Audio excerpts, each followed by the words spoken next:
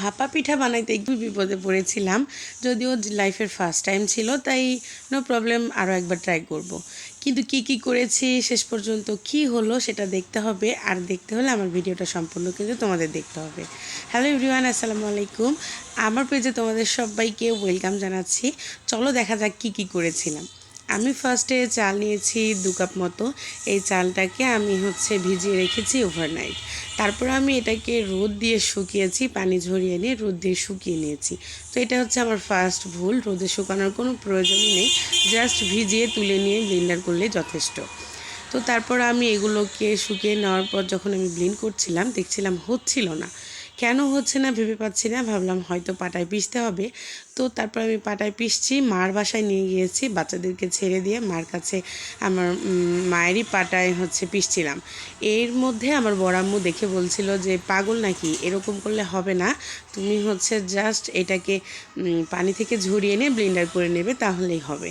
তো বড় আম্মুর কথা শুনে আমি বুঝলাম যে আসলে উনি তো অভিজ্ঞ মানুষ, উনি অনেক সুন্দর পিঠা বানান, তো ওনার কথা আমার শোনা যাক। তো তারপর আবার আমি ওগুলোকে একটু পানি দিয়ে ভিজিয়ে দেন আমি এগুলোকে ব্লেন্ডার করলাম। তারপর বেশ সুন্দরভাবে এটা কিন্তু ব্লেন্ড হয়ে গেল। তারপর আমি একটা গুড়কে কুচি করে কেটে নিয়েছি। এই তো রাইস কুকারে বেশ অর্ধেক পরিমাণ পানি দিয়ে এটা বলক দিতে দিয়ে দেব। আর এই পানিটাকে আমি অল্প লবণ দিয়ে মেখে নিয়েছি এবং অল্প অল্প পানি দিয়ে সুন্দর একটা মসৃণ ঝুরঝুরে ডো বানিয়ে নেব। ডোটা হতে হবে এমন যে মুঠো করলে দলাটা পেকে থাকে এবং জোরে একটু চাপ দিলে দলাটা ভাঙবে। তো ফার্স্ট টাইম আমার কিন্তু ডো ঠিকঠাকই ছিল।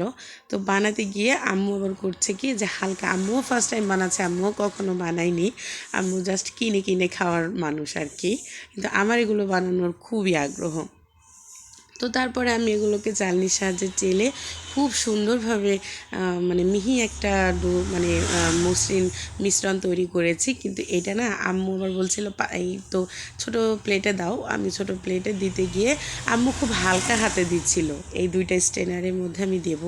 আর এই যে দেখো আমার 2 ছানাপোনা, একজন ডাইনোসর ও অন্যজন শেয়াল ছানা, এত দুষ্টু, ওদেরকে নিয়ে কোনো কাজ করাই যায় না। তো তারপরেও যেহেতু খুব শখ আমার, তো আম্মু ফার্স্ট টাইম যখন একটু চেপে দিচ্ছিল না, ওই জন্য একটু পানি দাও। তো এই পানিটা দেওয়াতে দেখো একদম কাদা কাদা হয়ে গিয়েছে, নো প্রবলেম। তারপরেও তো ছোট্ট ওয়ান টাইমের যে বক্সগুলো থাকে কেকের ভেতরে ফার্স্ট টাইম, তারপর গুড় দিয়ে দিচ্ছিল। তো তারপরে এইভাবে 2-3টা লেয়ার, 2টা করে লেয়ার দিচ্ছিল। পরে আমি আবার এগুলো আমার হাজব্যান্ডকে যখন গরম করে দিলাম অনেক রাতেই, তখন আমি 2-3টার মতো লেয়ার দিয়েছি। খেতে কিন্তু ভীষণ মজা হয়েছিল। যদিও আমার খুব একটা পারফেক্ট হয়নি, তারপরেও তোমরা কিন্তু এই প্রসেসে বানাইলে কিছু 2টা ভুল ছিল, সেই ভুল 2টা তোমাদের দেখাই দিলাম, বানাইলে কিন্তু পারফেক্ট হবে। তো আমি এগুলো দিয়ে যে মশুরির যে নেটটা থাকে মশারির, তো ওই নেটের মধ্যে দিয়ে আমি এগুলো দিয়ে 10 থেকে 15 মিনিট ভাপাতে হবে। যেহেতু রাইস কুকারে অল্প ভাপালে হবে না, একটু বেশি হবে ভাপাতে। তো এই তো হয়েছিল, দেখো মাঝখানটা গুড়ে ঠাসা। আর এই তো আমি যখন রাতে বানাই, এটা দেখো 2টা করে লেয়ার দিয়েছিলাম, ভালো হয়েছিল। তোমরা চাইলে সেম প্রসেসে ট্রাই করে দেখতে পারো, কিন্তু যে 2টা ভুল আমি করেছি এই 2টা ভুল তোমরা করবা না। তো আজকে এই পর্যন্তই, সবাই ভালো থেকো, সুস্থ থেকো, আল্লাহ হাফেজ।